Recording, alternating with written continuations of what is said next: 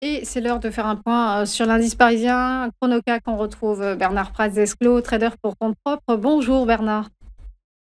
Bonjour Roseline. Le CAC 40 a donc, terminé une troisième semaine de hausse, vendredi, mais démarré la semaine de manière poussive, le jour de la fête nationale, dans des volumes atones. Oui, exactement. Bon, ça c'est tout à fait normal. Après, c'est vrai que on va dire que les indices européens ont souffert des annonces de Trump. Donc maintenant, soyons clairs, hein, je pense que tout le monde s'est habitué à ces annonces-là. Alors, est-ce qu'il va vraiment aller jusqu'au niveau où il le dit? Pas grand monde ne le croit à ce stade. Donc, si il le faisait, ça serait vraiment une très mauvaise surprise et on peut penser que l'été serait extrêmement rouge. Donc, en fait, en bourse, mais pour le moment, très clairement, une très légère baisse. Et en fait, si vous regardez le graphique que vous avez mis en fait à l'écran, vous voyez que la bougie du jour, en fait, est une bougie verte, ce qui signifie tout simplement que l'ouverture s'est faite sur le bas et que la clôture s'est faite sur le haut. Donc, malgré le stress léger qu'il y a eu en fait à l'ouverture, ben, en fait, tout au long de la journée, malgré aussi le faible volume, les acheteurs ont plutôt été en fait présents. Et ce matin, là aussi, on ouvre sur une légère baisse. Donc pour le moment, je dirais que tout est maîtrisé et le CAC continue, hein, on en a parlé ici même plusieurs fois, à évoluer depuis maintenant plusieurs mois dans ce large trading range 7600-7950. Lorsqu'il s'approche des 7950, comme il l'a fait jeudi, ben, tout simplement, il est temps de prendre des bénéfices.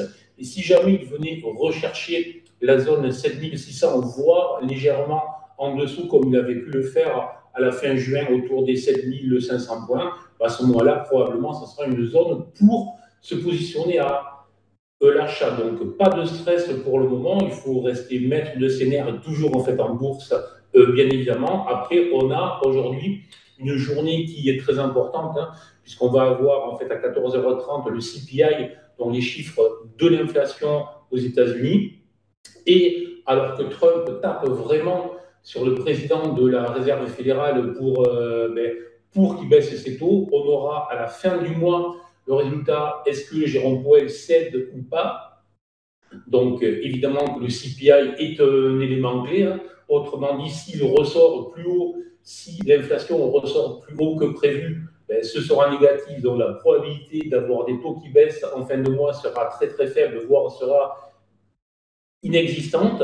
Si à l'inverse, on a une inflation plus basse que prévu, ben, ce sera quand même compliqué à Jérôme Powell, qui est un peu franchement en train de se braquer contre Trump, de ne pas baisser les taux à la fin du mois, hein, puisque qu'on le veuille ou pas, les taux aux États-Unis restent surévalués, puisque les taux réels qui sont en fait de l'ordre de 1,25, 1,5 sont vraiment, on va dire, plutôt restrictif. Donc, tout simplement, ben, il faut regarder ce qui va se passer cet après-midi donc sur le CPI. Et puis ensuite, on attaque avec les banques américaines, on attaque les premiers résultats. Donc là aussi, on va regarder où en sont les banques, on va regarder où en sont les entreprises avec les résultats. Mais là, je dirais que plutôt que de regarder le premier trimestre, le deuxième trimestre, le premier semestre et les perspectives, il va vraiment falloir se mettre à l'écoute des discours.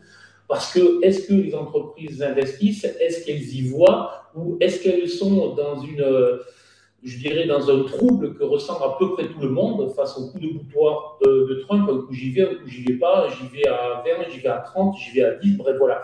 Donc, est-ce que les entreprises savent où elles vont? Est-ce qu'elles s'en sortent ou pas? Ça va être, je pense, la clé des 2-3 semaines qui s'ouvrent aujourd'hui. Et en fonction de ce que vont dire les chefs d'entreprise, ben, je pense que les investisseurs soit vont continuer à se porter à l'achat, soit vont continuer à être positifs comme ils le sont, soit ils vont commencer à se dire qu'effectivement, ben, les injonctions contradictoires de Trump sont en train de mettre à mal les entreprises et qu'à ce moment-là, lorsque avoir un Nasdaq au plus haut, avoir un CAC qui se maintient bien n'est pas la meilleure chose au monde et donc il vaut mieux prendre des bénéfices. Et je terminerai juste une chose.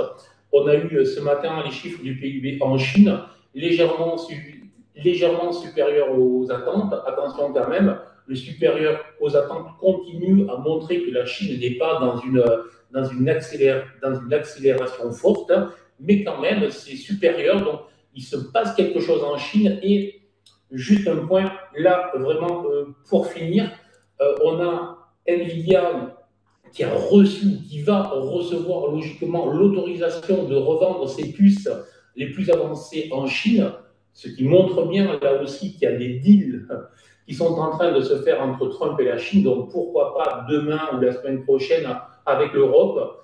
Donc peut-être que tout est en train de s'arranger. Voilà. Merci beaucoup Bernard Pratzesclo pour votre décryptage. Belle journée à vous. À suivre les Merci. échos de Wall Street avec Ludovic Berthola. À tout de suite.